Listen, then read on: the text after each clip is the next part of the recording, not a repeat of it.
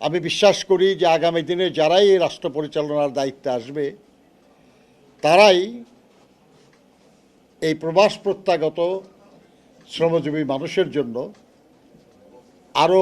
কার্যকর উদ্যোগ নেবেন, প্রয়োজনে আইন বিধি পরিবর্তন করে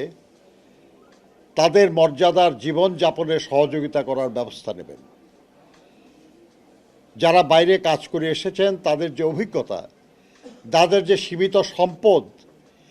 এই দিয়ে তারা যেন দেশের কল্যাণে, দেশের উন্নয়নে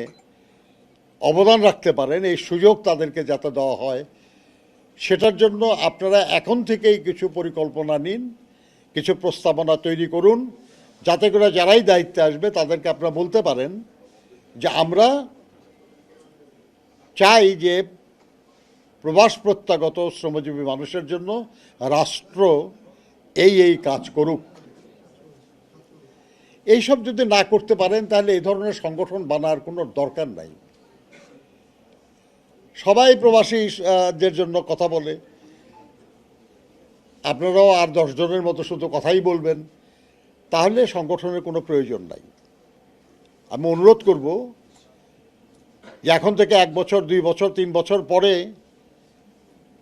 মানুষ বলবে যে এই একটা সংগঠন, যে সংগঠন